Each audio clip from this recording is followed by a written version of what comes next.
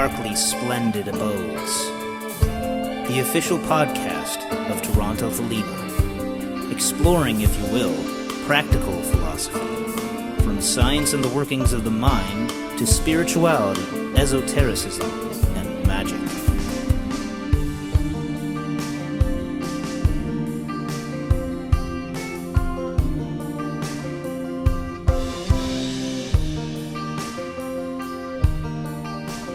Stooping down, dipping my wings, I came into the darkly splendid abodes. Divination can be a means of obtaining guidance from forces beyond oneself. But even if one chooses the psychological model of the universe, it can suggest insights not readily available to the conscious mind. The following workshop, presented as part of an ongoing monthly series in Toronto, explores the divination methods of tarot, the I Ching, and of Geomancy. Thanks everyone for coming. First and foremost, do what thou wilt shall be the whole of the law. So this is one of a series of practical magic workshops that we've been doing through Toronto Thelema. Toronto Thelema is a loose organization and just a social group for people local to Toronto who are interested in occultism, magic, and specifically the school of thought, Thelema. We've been doing these presentations for about a year and a half. We've covered everything from astral projection, banishing, invocation, invoking magic, and much more. And today we're here to talk about divination. I will briefly talk about some essential perspectives on divination, or things that I find essential, and then I'll break down 3 specific forms of divination, being the tarot, the I Ching, and Geomancy. Before I get into the specifics of those, though, the scope of this presentation will ultimately be on practical magic. This is intended for practicing occultists, magicians, pagans, however you may call yourself. This is not intended to cover the wealth of history and even really give a complete description of these systems, but to give enough of a foundation and to give some perspectives that I find useful in using these systems for the practice of magic.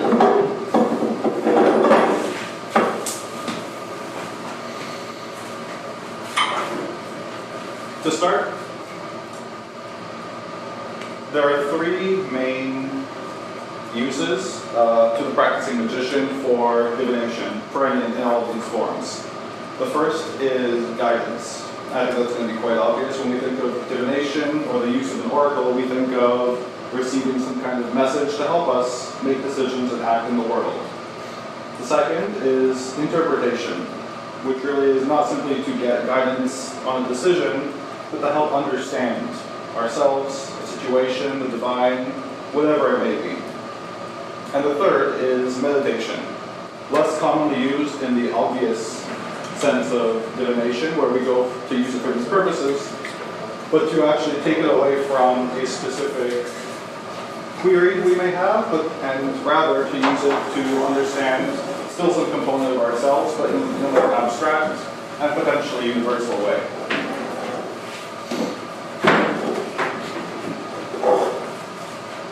I think an important place to start on the subject of guidance, that first point, and really of all these points, is the big question of, is divination real?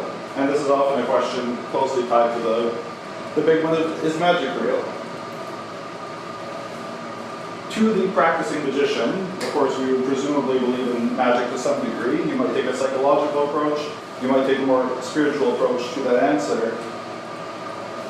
But in the first place, we use divination as a form of guidance to get a message from somewhere, something, potentially outside of ourselves. That could be the universe, generally, or some other name for that. That could be something we call God, or from a Thelema perspective, that might be the Holy Guardian Angel.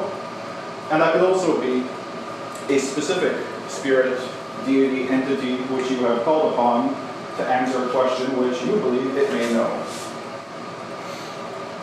And beyond all these points, and this question of, well, are spirits real or whatever, of course, again, to the practicing magician, the odds are you may say yes.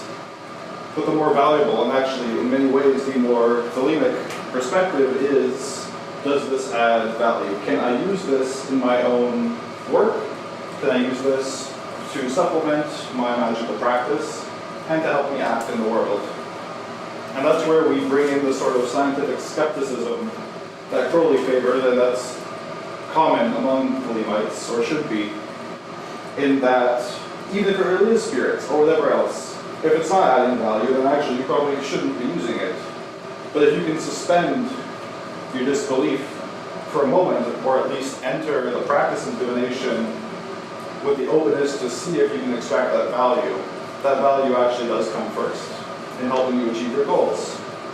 And those goals, of course, to a practicing magician or a practicing mystic, might be spiritual attainment, might be understanding oneself or the world or the divine, and so on.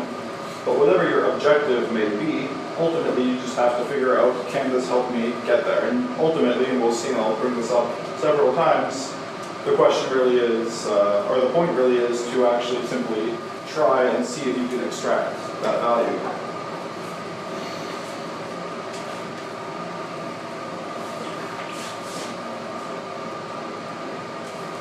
So to return to the point of guidance, wherever it is coming from, whether you intended to be from a specific source, or simply opening yourself up to allow an answer to come through from somewhere, or even letting it just be pure randomness, and just believing it's your own mind's ability to draw patterns and get some value, you might find that you can get genuine answers to those questions. And that's, again, the most common function of divination. I think that's what most people come to the practice with. And I think historically what we see often is, should I take this job? Should I proceed with this course of action? Should I lead should I run a society a certain way? And so on.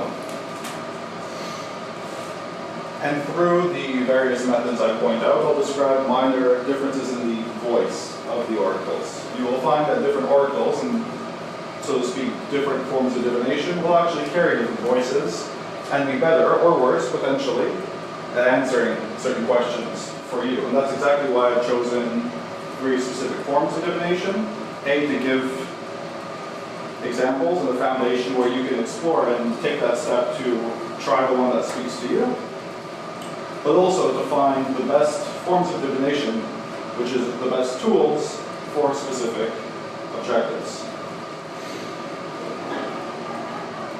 Practicing magic brings us, almost by definition, or very often, into brand new territories, brand new experiences. We get exposed to forces which have either been hidden within ourselves or the world, or are completely new to us and potentially to the world.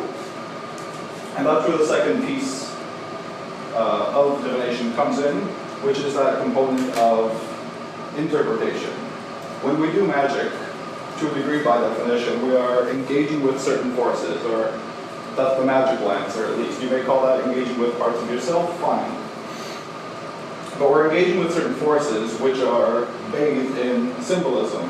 The answers of magic are rarely as clear and hard as this is a table in front of me. Or it may well be a table, but the question is, what does this table mean in my current circumstances?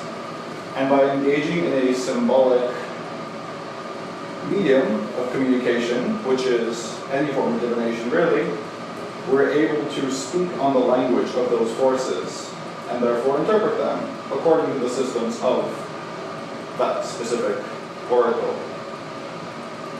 And this is especially important where we are actively looking for or actively bringing ourselves into ordeals. That is, in the practice of magic, especially if we're interested in some kind of mysticism, some kind of spiritual attainment or growth, that takes us outside of ourselves, and that exposes us to challenges where we actually may have difficulty in knowing the next thing to do.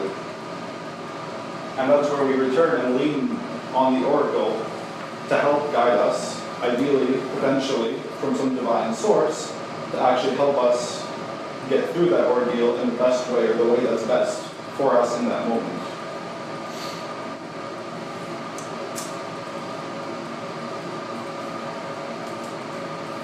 And in doing so, we develop a language. We learn not just to hear the voice of that specific oracle, but to communicate back with it, and of course to communicate with those very same forces that I described.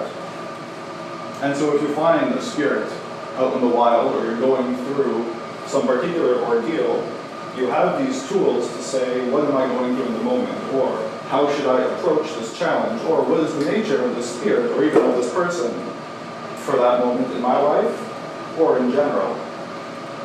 And we have the ability to actually get answers back from that. And that's something, of course, tried and tested through your own work, through your own use of divination. But eventually, and ideally, you should actually be able to find the answers, to find that guidance, and that's when you will come to appreciate that value, and why it's such an important key, in my opinion, to the practicing magician. And the third point is as a form of divination, as a form of meditation, where we may not necessarily be going through some ordeal or have some particular query to pose to a spirit, to the divine, to the universe, or even just to ourselves, but we may want to explore some part of ourselves or the world or the divine that we're not yet familiar with, to unlock that part of ourselves and be able to engage with it. And so I will point out similarly through, I'm going to draw here, so I'm pointing here.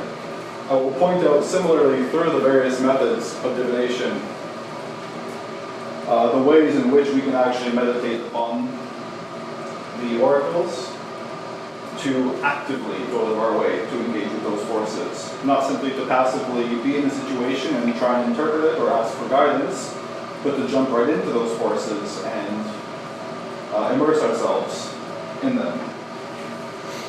So starting with tarot. I think that's probably one of the most common forms of divination that we'll all be familiar with. And I think it's worth noting at this point that odds are, in respect to the scope of this conversation, odds are some of you or all of you may be much better at me than any of these forms of divination, or all of them, than I am. And so the purpose is not, again, to say, here's the right way and the only way to do tarot, but here's enough that if you're not familiar, you can get started, and here's the way that I, as a practicing magician, use this tool to help me. And so for those who don't know, the tarot is a set of 78 cards, which historically didn't even begin as oracles, but as playing cards. And there's an extremely rich history of tarot and of decks and how it's evolved to where it is today. But within the Hermetic tradition, we ascribe the 78 cards in the tarot deck to Kabbalistic correspondences, Hermetic Kabbalistic correspondences. Very quickly, the Kabbalah is or the Hermetic Kabbalah, I should say, but the Hermetic Kabbalah is an appropriated system set from traditional Jewish mysticism, which through the Renaissance and up until today, but chiefly with the Hermetic Order of the Golden Dawn in the late 19th and 20th century, was used for practical magic, for calling upon angels, for taking oneself through a series of grades that purportedly lead to attainment. And through the Golden Dawn and through the most popular deck, probably the most popular tarot deck, which was created through the Golden Dawn, was the Rider-Waite-Smith Tarot. That's the kind of common medieval symbol set that most of us probably think of when we think of the tarot. An older version, older deck, which is also very popular and beautiful, is the Tarot de Marseille. And finally, there was Aleister Crowley's tarot deck that he put together with Frida Harris, called the Thought Deck. And we have a copy here. And at the end of this, we'll even try to do a community reading to see what we can put together based on some of the things discussed today, based on our own prior knowledge. But moving forward, we'll treat the tarot as having a one-to-one set of correspondences with the Hermetic Kabbalah, which I'll talk about. And those correspondences are going to be elements, they may be planets, they may be zodiacal signs. To break down, the suited cards, just like a regular deck of cards, there are suits, which typically will be some variation of wands, cups, swords, and discs or pentacles. We associate these with the four classical elements, and more to the point, with the four Kabbalistic worlds. with fire at the top as the archetypal world, water right below it as a sort of world of like a blueprint. The word is escaping me right now. And below that is the world of the mind, the ruach, for swords. Swords are airy. And finally, the world of manifestation, the earth. Within the Kabbalah, you have these four worlds, and we use those based on the suits of the cards that we draw to assess where those forces are represented. As we might know, there are 10 numbered cards amongst those four worlds. From a Kabbalistic perspective, these 10 numbers, so 8 through 10 of the tarot deck, correspond to these 10 spheres, not including that middle one. That's the tree of life from the Kabbalah. Each of those spheres has a principal correspondence, which is mostly planetary in nature, starting at the bottom with Earth, into the Moon, Mercury, Venus, the Sun, Mars, Jupiter, Saturn. Then we have the polar axis, which is the polar end of the zodiac. And at the very top point, the ace, we have a point of unity. In Kabbalah, that's called Kether, or the crown, and that's not too important, but it is the concentrated unity of a given element. So just from those 2 points, where we have 4 elements, or 4 worlds, and 10 spheres to which they can be associated, we can compute, actually, without necessarily needing to memorize those 40 cards. Instead, we just simply need to know what does the element mean, with fire being drive, water being your emotions, your subconscious, air being your rational mind, and earth being your certain material circumstances. Against the principal correspondences of those spheres, you can figure out this world, this element, and this sphere might mean this in my situation. Moving on from those, and still among the suits, we have 16 court cards. Typically, these would be the king, the queen, the prince, and the princess. And as a division of 4, we would likely assume, actually, that these are elemental in nature, and in fact they are. From a Kabbalistic perspective, we can call these sub-elements, which is to say, if we have the king of wands, that is fire of fire. The king of cups, fire of water, so on and so forth. And we have, therefore, a division of the elements to understand that something may be in the world of earth, it might be a disc card, but if you have a king, that may very well represent a question of your drive in relation to the earth, in relation to your material circumstances. The prince, air, might be your reasoning, your rationality, your mind, again within the context of that world. If you have, for instance, a prince of cups, that might be applying the mind to a matter that is emotional, or some other variation among that theme. And this is something that comes out of the actual practice, and really the art, and the fact that you have to learn to speak the language of the tarot, that you will, especially by learning the correspondences, because you start to piece those together, and it becomes a very simple computation. In the thought deck and in other decks, there are additional correspondences like titles, which are very helpful, because they hint at the nature of what that combination might mean.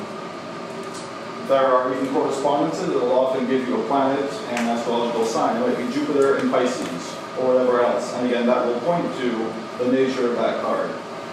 So that aside from just the raw calculation, when you just compare correspondence side to side, you have additional factors that you can draw in to help you in your conclusion. And that also means that you don't necessarily need to read tarot this way. I read tarot this way because I'm lazy. Because I learned the Kabbalah, and then I read it, and I found out that you could just cross-compare, and it's like, great, I don't have to learn all these cards. I just have to know 10 things, 10 spheres, 4 worlds, 4 more elements, the court cards, and the 22 trumps, or the major arcana. The 22 trumps, just as we've already seen that Kabbalistically there are correspondences for the rest of these, are the paths which connect those spheres. Those paths are relational, meaning that they pertain to the nature of two spheres that they connect. So when a path connects the first to the second, that means something.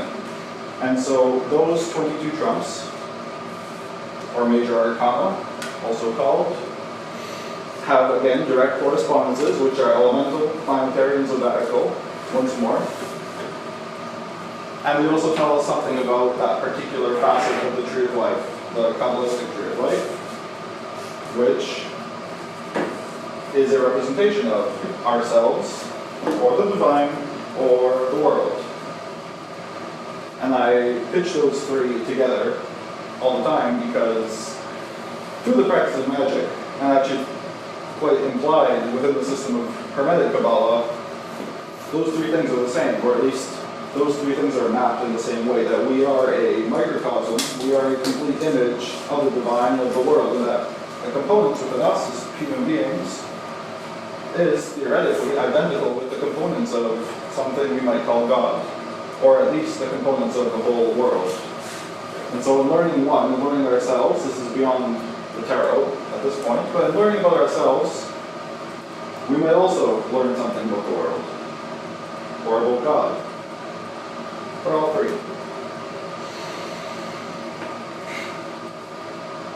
The imagery of the cards, which we have a handful of here on the table, is also extremely useful because, again, it tells us some nature and the richness of these cards. Whether in this deck, the Thoth deck, which I love because of that richness and the artistry of Frieda Harris, or even the Rider-Waite-Smith deck or the Marseille, again, give us hints and allow us to learn that particular deck and its own flavor even within the greater subset or the greater category of tarot.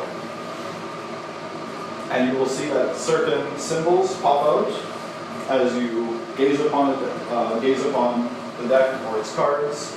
You may find certain cards will actually grow on you, that you will see them consistently, or you may see them in different places. And we'll get in a moment to actually reading these, or how you might read these in practice, aside from just learning each individual card. There are a few formats that we will typically draw cards in. One of the more common ones that if someone's read tarot might have already seen is the Celtic Cross, where you lay cards in a certain order, and each of those cards in that position has some meaning relevant to that position. And so when you have a given card, it might represent this is a challenge you're facing, this is the way forward, and so on. Personally, again, because I'm lazy, I almost always draw 3 cards because it's faster, and I usually get enough to get my answer. And those 3 cards can be past and present, future. Other times it may well be my current position and 2 forks. And I have no way to actually teach or tell you when it's going to be one or the other. You may prefer just one. If I'm reading 3 cards, this is what the 3 mean, that's it. But you may also feel that sometimes that order shifts according to the nature of the message, and that if you don't understand it in a certain way, you can continue to read at it and see if it makes sense to you in another way. Something I also like to do is draw a daily card. In the morning, thought for the day, the force of the day, it's the card of the day. That doesn't necessarily mean that if you draw a card called sorrow, you're going to have a terrible day. But it is something to begin with, to contemplate, and take with you, and also actually to measure against the day. Going back to that idea of skepticism, that you can actually think to yourself, does this card apply to me today? And if you do choose to read in a longer format, a longer spread, you will also learn to notice interactions between the cards. And what I mean by that is that in reading, let's say, 3 cards, past, present, future, it is not simply that the past is the past and it's a static card, but something about the past and something about the shift from the past to the present, or the first card to the second card, or then to the third, will relate. You may see similar themes in the imagery, similar colors even, or similar concepts, or in fact different concepts. And again, the art of reading tarot, I think something that really mostly just has to be learned, because you will learn to notice different patterns and different relationships between the cards. But that will come, frankly, through practice. And I think that's the part that you can't really teach, or at least that I can't really teach. Because any given set of cards is going to be speaking directly to you for whatever purpose. Whether you're reading for yourself, which I think is the single most important reason to read any form of divination, or if you're reading for somebody else, and maybe your friend. Many people do it as a business. But one way or another, the cards, or the force behind the cards, are speaking to you through the cards for that purpose. And so in fact, when we read any set of divination, we actually don't necessarily want to chuck out the whole background of our lives or of our subject, because the cards will be speaking to us in the way that we're going to understand. When you practice magic and speak to spirits, you will find, probably, it'll speak to you in English or the language you're comfortable with.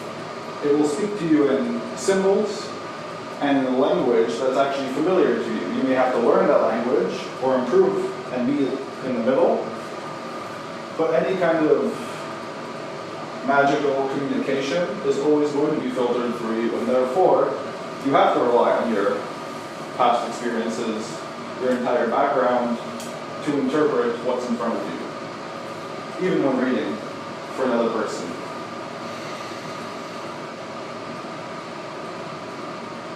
The only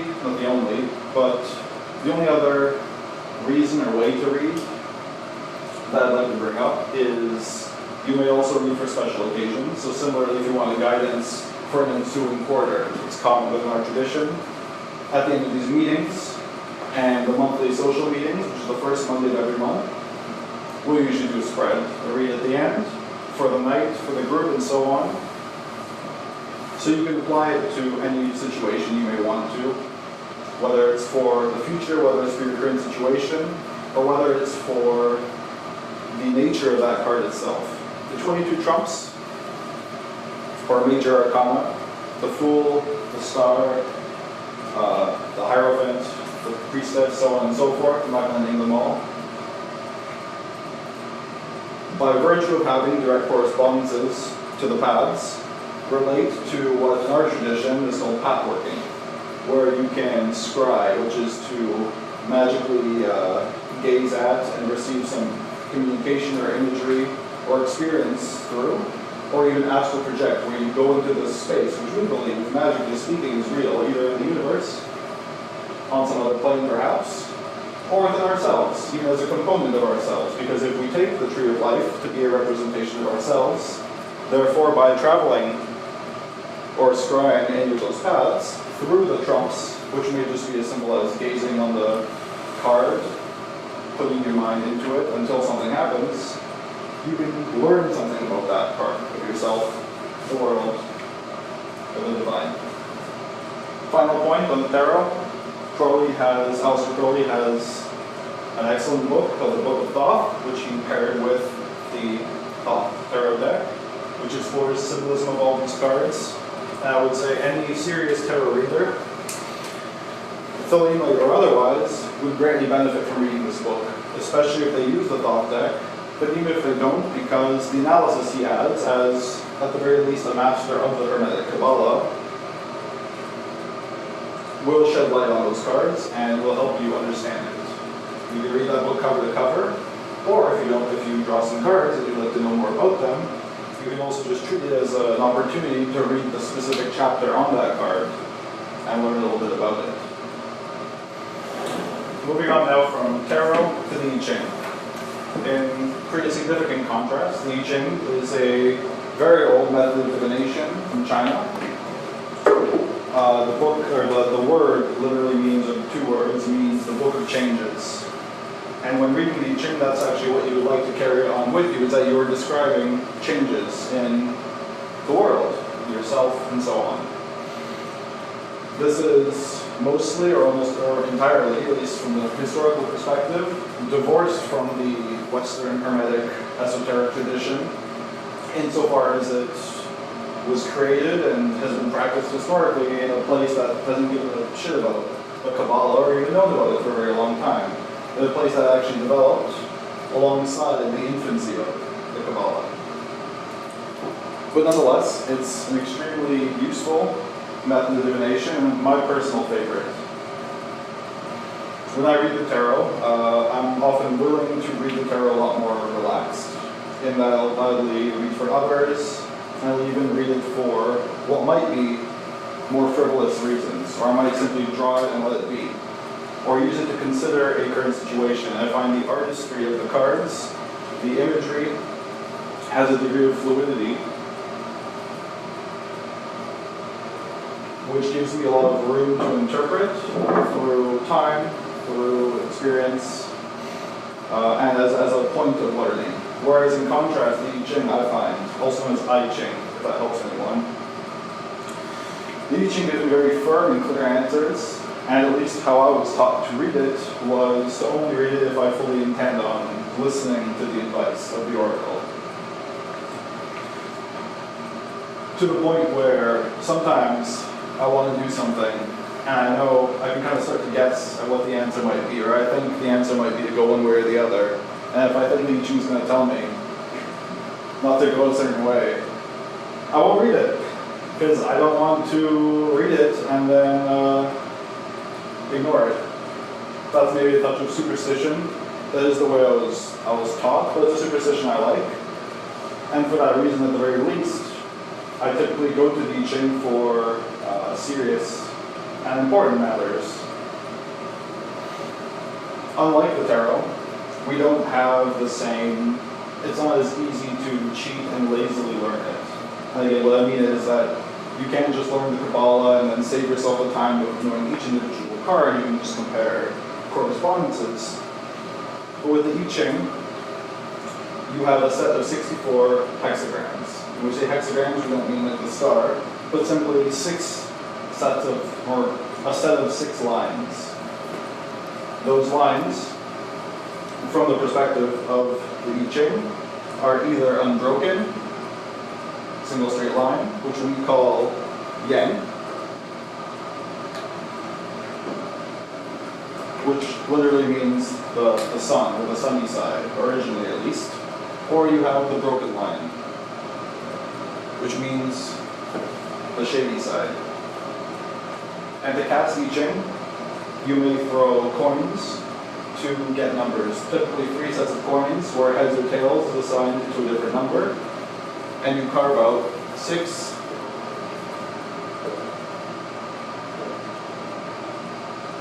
of these lines. As you throw the cards or the coins, I'm not going to go. You can figure out how to get the numbers and which sets of numbers mean what. But you may get changing, or rather young or old lines, where you have whatever number leads to the unbroken line, but then it may also be deemed to be changing.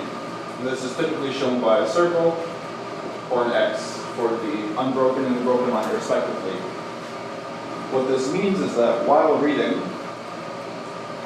the hexagram changes, literally. It represents a change in the world, in a given situation, or whatever it is you're asking the oracle about, where you convert it, according to those lines, into a second hexagram. The difficult part about this is that, again, we don't have an easy cheat sheet to read, and so most commonly you'll refer to the I Ching itself, which is really a book of the meanings of all these hexagrams. But among the best versions is the Willow and Baines. You can find this online and in many bookstores, which tells you and explains the nature of each of those 64 hexagrams. And so in practically reading, you have your query, your question, which typically it's not advised to just be a yes or a no, because that adds ambiguity. But I might say, what is the oracle or the outcome of this choice?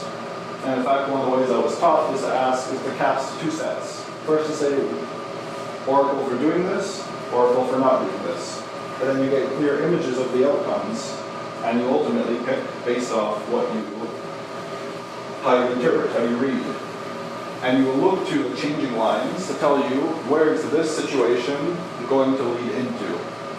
When there are multiple changing lines, the emphasis is placed in different places.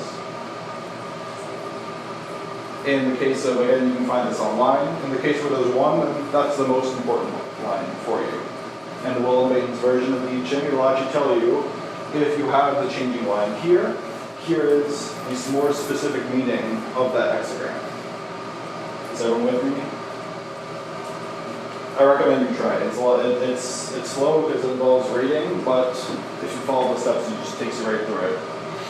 Where you have more than one changing line, or two rather, the upper one is more important, and there are different interpretations of that. But you have a sort of nesting level of emphasis where you have the initial hexagram, but then you also have the hexagram it changes into, and then whichever lines have the emphasis. Because again, each of those individual lines, the hexagram itself has a meaning. Each emphasized line has an elaboration, where the raw hexagram may be very positive or very negative, or may seem that way. But the changing hexagram, the changing line that has the emphasis placed on it, may actually invert that, or change the nature of the initial oracle. Some people, incredibly, which just takes work, it's not incredible, it's just worth doing, but some people have the hexagrams memorized, and it's absolutely worth it. Because something they describe, and this touches back on what I said about not reading, if I think it's going to tell me what I don't want to hear, which is the wrong approach to have, but we're all human. You may learn or gain the ability to do what's called knowing the seed, which is to see where something is going. It's a lot easier if you've already read the I Ching, or if you know all the lines, or excuse me, all the hexagrams. But this is equally true of the tarot, where as you start to read, you can tell what that trajectory is telling you. It will come because you will have learned to speak that language. In the case of the tarot, that voice I've described is, to me, softer, more fluid, and there's a degree of fancy, I think, in the nature of the symbols and the rich symbolism. Whereas in the I Ching, I find that voice to be very firm, very clear, even amongst the difficult language of the actual I Ching itself, or at least the Will and Baines version. But that's how you begin to find the right tool for your given situation, whether you are attracted to that voice in the first place, or whether you find it sufficient to stay with the voice of the tarot. But one way or another, with time, you can learn to know the seeds of that oracle and begin speaking with it. Anything on the I Ching? Finally, this will be a quick one. We have Geomancy. Much like the tarot, Geomancy has been practiced within what we can call the Western Hermetic tradition for a long time. It was popular amongst Renaissance magicians through the 20th century, and it has very similar correspondences to the tarot. In fact, it has elemental, planetary, astrological correspondences. And in fact, for anyone who also likes or knows about astrology, there's a very direct way, and I'll show you, to read Geomancy onto an astrological chart. And if you know what the planets and the elements all mean already, whether that's tarot or Geomancy, you'll have the benefit. It'll save you the work of learning that symbolism in the first place. Unlike tarot, however, you don't need a deck of cards. You compute a set of figures, one figure or more, based off of 1 or 2 dots. So that could be 1 dot, 2, 1, 1. 4 lines, 1 or 2 dots each. And this necessarily creates 16 figures, 4 variations of 4 lines. Those 16 figures, again, all have primary correspondences, and they also have names, which I'm not going to give you, because you can find nice tables online. But you can choose to read just a single figure. The easiest way to find out, is it, what's it going to be, how many dots? is you just make a set of dots and you count 3, 4, 5, 6 even. That makes it 1 dot. 4, another 1 dot. 3, 2. It's easier to do more dots because then you're not actively counting. And there are other methods. People do dots and lines. You could use fancy dice that give you the number. But one way or another, you generate some figure. Some of those figures are inherently positive. There's Fortuna Major, Major Fortune, usually a good thing. Then there's Carcer, Prison, which is usually a bad thing. And you can probably start to guess at, even just by those names, what the correspondences, what those things might mean in a certain context. Major Fortune is probably going to be fortunate to whatever it is you're asking about. Carcer, Prison, might represent some, not inhibition, but some limitation. Or a position of stasis that you may not necessarily want to be in. So at its simplest, you could just create a single figure. But often, and this is I think also true of the tarot, and this is a benefit to reading longer spreads, such as the Celtic Cross, for instance, you may want to get more detail out of your oracle. And one of the very common and historical methods of reading geomancy, or I guess reading a geomantic chart, is to chart it against the houses of the zodiac. Today we're used to the circle chart probably, where you have all the angles and all the placements against the circle of the zodiac. You may or may not know what I'm talking about, but before we had those, we had a different sort of chart that looked like this.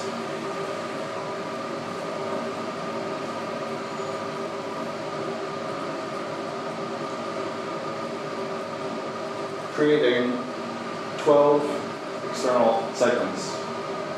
These 12 are assigned to the astrological houses, which I'm not really going to explain today, but each of those houses represents some different component or aspect of a chart, really.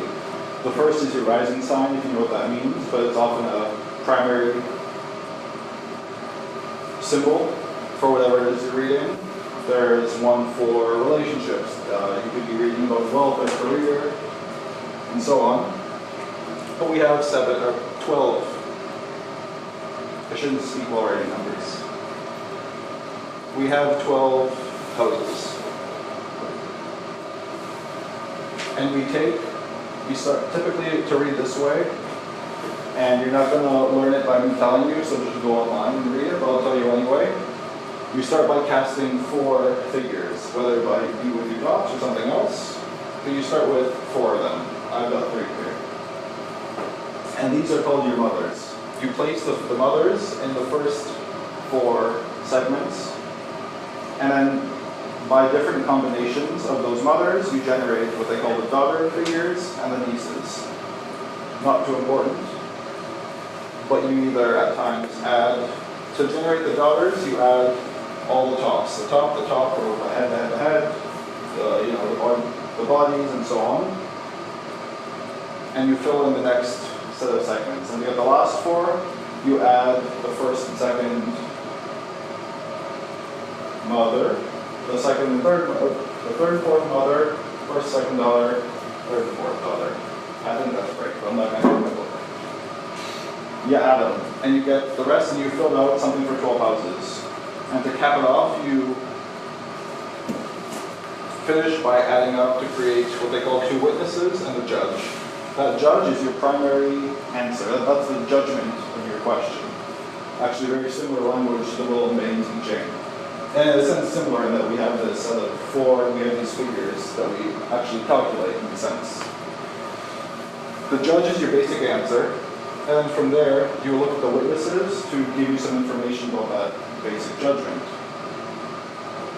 Then you will turn to the figures in the individual houses. And these could be repeating, as in you could have the same figures popping up in different places, or it could be all 16, potential 12, 15 out of 16. You look to the first house. That will be very core to whatever it is you're reading. But then if you wanted to know about a career choice or a relationship, you would look to the particular house where that figure is. So a given figure in the house of the career, it will tell you. You look at your judgment, in line with that house, and probably in line with the first house too, to get some answer about that nature. That's easy, and you can stop there if you want to. I think it's better to take the extra step to read all of the houses. First, because you might get a favorable reading in the specific house that your question relates to. So it might say, yeah, go get that job, or whatever it is, or date that person. But then by reading the other houses, you might see that, well, yes, I will get that job, but wait a second, this is going to wreak havoc on my relationship. This might throw my house out of order, or whatever else it may be. And so by getting this full read, and by actually taking the time to look at it, first of all, you also get a chance to learn and memorize more of the figures, but you also get a chance to see the full picture of where that decision, or where that certain trajectory may be leading you.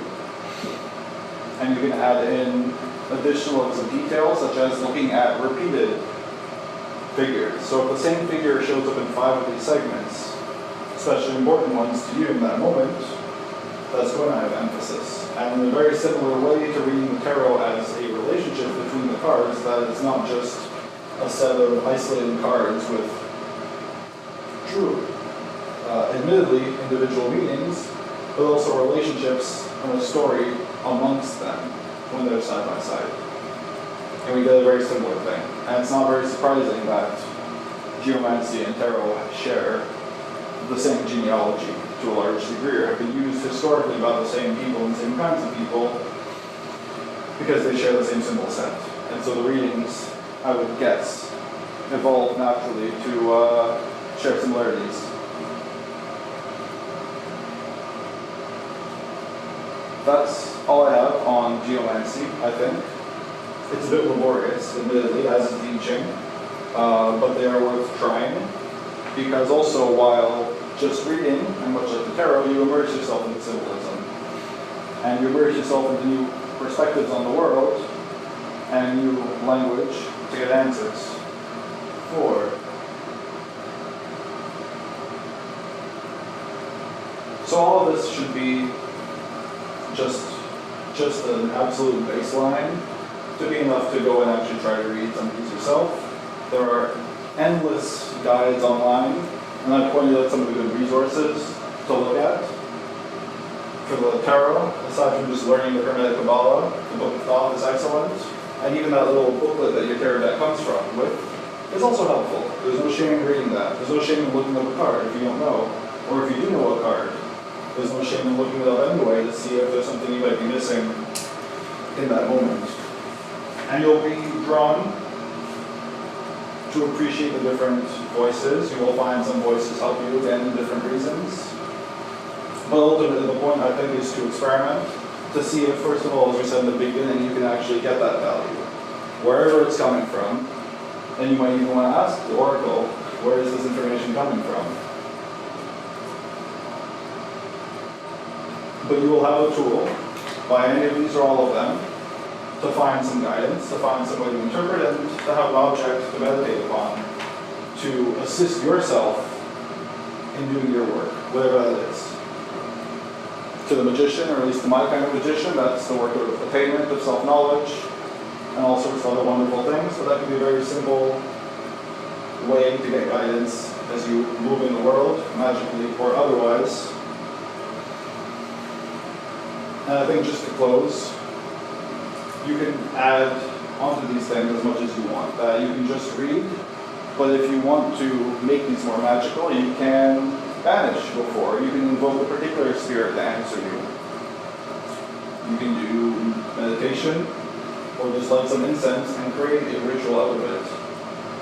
And those things are not strictly necessary, but they are helpful, and they do add a level of intention, a level of ceremony, which I believe, in fact, imbues that work with more power to help you get to what you want to achieve.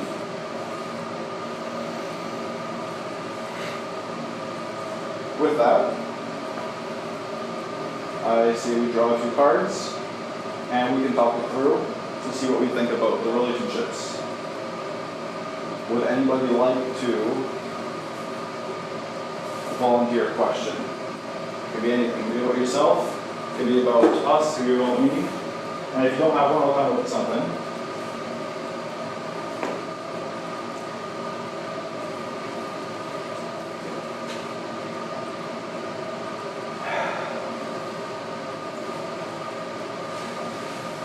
Okay, that's fine. So I'll share something. I'll be going back to school in a few months. And I might want to know, before I take this step, I'll be moving away, quitting my job, shifting my life pretty drastically. What kind of challenges will I face? Easy, simple question. Not even necessarily looking for advice, although I may find that the cards give me some advice. Reading tarot. I'll shuffle. I'm sure people have different preferences for how much to shuffle. I shuffle until it feels right.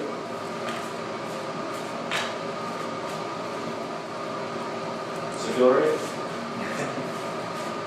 You feel right.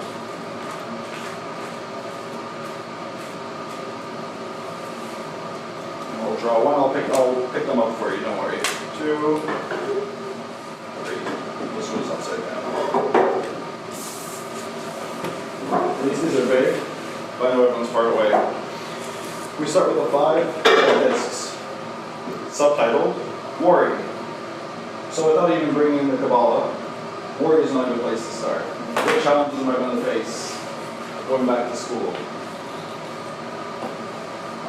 I feel a little worried about that, don't I? If I'm asking the tarot, I think it's reasonable to assume this might be where I'm starting now, or at least one of the challenges may very well be simply worrying about success. That's my interpretation, and that may not be yours. Pulling in the Kabbalah, we have 5, Gevura. That's this sphere here, which, among other things, is associated to Mars. A lot of the 5 cards in this deck are quite negative, because Mars is a difficult planet. Often, or it can be. And what we have, given that this is discs, we have Mars, or Gevura rather, in the manifest world, on the Earth. I'm going to be broke. I'm not going to work. 100% of my spending for the next 3 years will be on debt. And my school will be expensive, and I'll be paying for rent. And so I could reasonably assume that something that may worry me, aside from just starting this new step, will be affording it, or spending money like I have a job, or paying it all back when I'm done. Aside from just those correspondences, we have, you can't see from here, you'll see Mercury in Taurus. And so you can add in that extra step. Not all the tarot decks should historically have those, but I also find them very valuable to think about what that might represent. Very quickly, and actually I'm probably a quite weak astrologer. Mercury in Taurus, I think Mercury, I think of luck, to a degree, wealth, but I think of change in the mind. And Taurus is something very earthly and comfortable. And so perhaps maybe either change or concern or thinking about my own level of comfort. Easy, quick. Moving from worry, we have sorrow. Excellent outlook for me. The imagery of the card itself is quite negative, and it tells us a few things. This is the 3 of Swords. Swords, for those of us who recall, represent the mind, the air. And 3, being the 3rd sphere, Bina, is attributed, among other things, to Saturn. So we think limitation, form, and to a degree what I just called upon. Having no money, potentially having no time, I'll be busy, not enjoy the same creature comforts that I may have. I might be, the swords may well be a manifestation, a rationalization, the activity of thought about my circumstances. Saturn, of course, is lead. It's the heaviest and the most earthly of the planets. Well, the heaviest of the planets, I will say. And so it may well be applying the mind to something of the earth, and I would argue improperly. And so it may not simply be that my mind's going to have a bad time, but this may be And I would interpret it to be a guidance to say, if I worry, if I apply my thoughts and let them run in this place of form, in this place of limitation, I'm going to have a bad time, and that will lead to sorrow. And this tells us Saturn, you can't see from there, in Libra. Again, I'm not a great astrologer. But we have that conflict of Saturn, which is very heavy, and Libra, which is an air sign. To me, echoing the relationship between the three and the swords. Does anybody want to try the Knight of Cups, which is reversed? That's how it looks upright. I didn't touch on reverse cards. Some people like to use them, which is that as you use the deck, sometimes cards get flipped around. So people often, and I do as well, will treat the reverse as a reversal of its meaning. A card which may mean worry when it's upright may be the opposite of worry when it's reversed, and so on. This is a bit harder for you guys because those two were number cards. This is a court card. So I'll help. I'll help in the correspondences, and we'll see if we can get a bit of analysis. The Knight is the fire. It represents the kind of father figure of the elements. And we can see this as drive, in a sense, our will, whatever that may be. Cups is emotions, water, the subconscious, but I like the emotions in this case. And reversal is reversal, whatever that message is. The upright nature of the card, in my opinion, we see the rider on a Pegasus of sorts, grasping a golden chalice, the Holy Grail, most likely. It is. Achieving some, I would argue, it's a drive, it's normal placement, a drive towards an emotional goal, or emotional grail. And so reversed, do we have any ideas for what this might mean? What is the inversion of a drive towards an emotional fulfillment?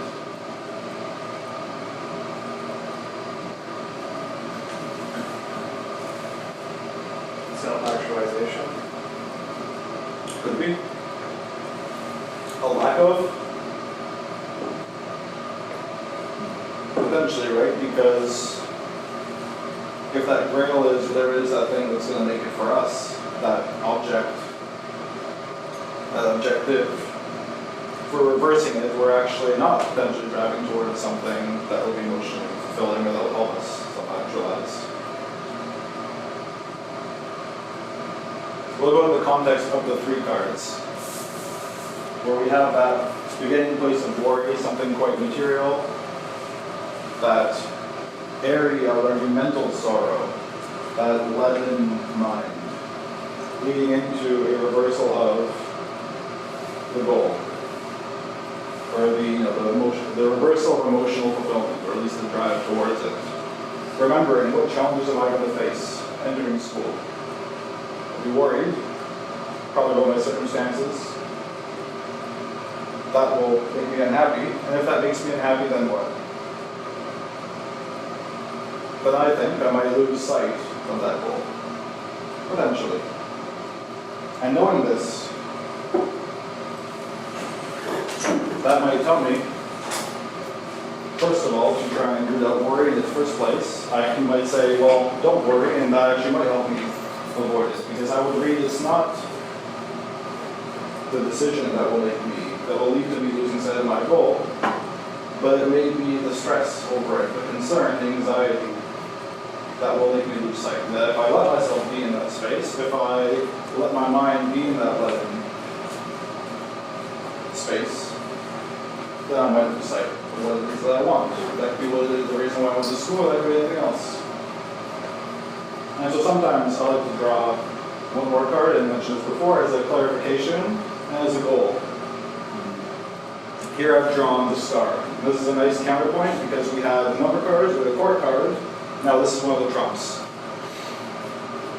And to me, very simply, not very simply, but among other things, the star actually is that goal.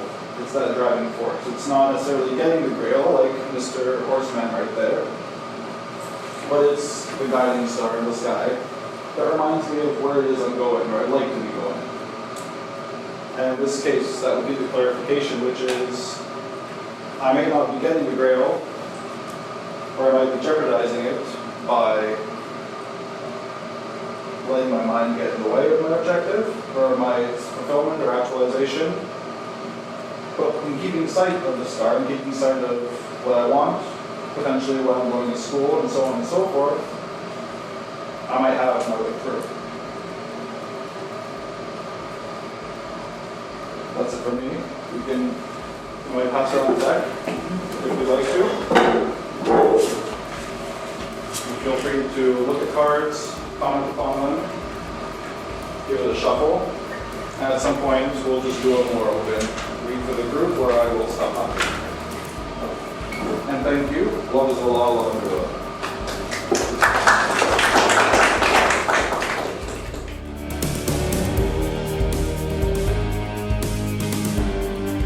Thanks for listening. Look for Toronto Thelema on Instagram, Facebook, and YouTube. Watch for events in the city. And join us again in the darkly splendid abodes.